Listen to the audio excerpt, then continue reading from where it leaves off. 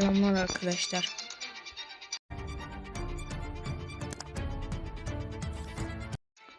Bugün 104 ve 106'lık çıkarttım. İyiydi. İyi oldu ama takıma uymadı.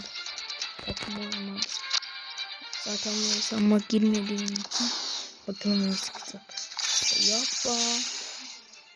Yapma. Böyle bir şey yok.